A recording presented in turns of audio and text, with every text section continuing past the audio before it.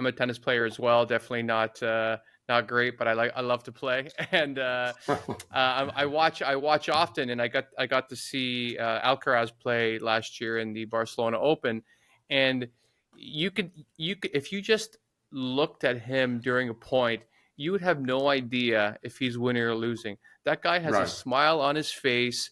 If he's lost a big point, if and he just plays with such a ferocity that seems like he's also free to be more agile for the things that he's doing. And so, on that note, I would love to speak about emotional adaptability, as you were saying before, and because I think the way that in many cultures, so I'm halfway through trying to write a nonfiction book right now, and maybe you can help unlock some potential in me that about about boys and men, and how we socialize boys into becoming men. And in a lot of that, it seems that we teach boys that they need to be kind of stoic, that it's about it is about performance in a lot of ways for what you can produce and achieve. It's about being on your own, sometimes isolative sort of nature.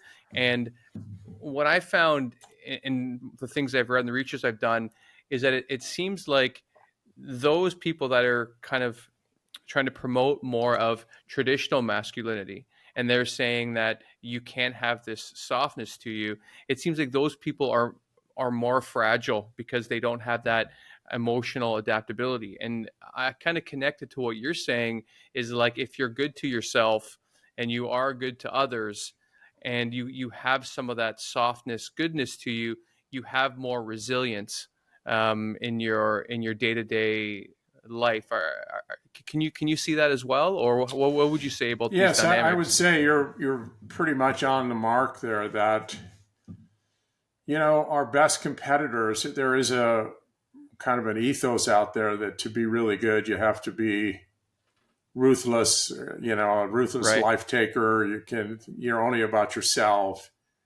You just go out there and you just take no prisoners, and there's no joy on your face. There's no sense of connection to the audience. It's just, and oftentimes when that happens, you have these explosive events on the court where they throw rackets, they're furious, because as soon as they start performing badly, it's like you drive a stake in the middle of their heart. They really are valueless. And Hmm.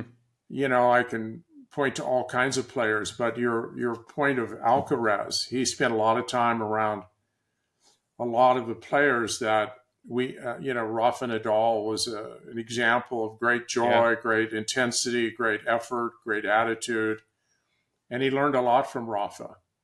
And I have a very clear, it's called the 16-second cure, which has been probably the most watched video in tennis history, and it's with all the players, all the best players, and it's about trying to find a way to modulate your aggressive, wanting to win Yeah. with cultivating the emotions that make you great: calmness, focus, intensity, positivity. And anger and rage rarely connect in most sports to extraordinary performance. It might jump you back, but into Right. the game. But I'm a strong believer that the more enjoyment you have, the more fun you have, the greater likelihood is that your genius will surface. And Alcaraz is a magnificent example of pure genius, maybe the greatest genius that I've ever seen play the sport. Wow. But he's also, he's new, he's 20 years of age, and he's learning how to, temper this unbelievable confidence that he has. He can hit any shot at any time. But when Yeah. he's under stress, sometimes he goes for too much. But if you notice in his final against Sinner, um, in Indian Wells, he was magnificently in control of his emotions, of his shot selection, Hmm. and he treats people. He loves people. Everyone says, and maybe the only person who exceeds that is Sinner. Yannick Sinner is one of the nicest, kindest, human beings on the planet, and yet he's one of the greatest competitors I have ever seen. So those two will be competing against each other for years and years. They will both win many Grand Slams if they stay healthy. But I love their connection, their humility, their genuine love of competing as opposed to only loving to win and winning at any cost. I wrote a book, The Only Way to Win.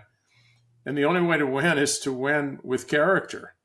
And the only way to lose is to lose with character and to treat others, to treat your opponents.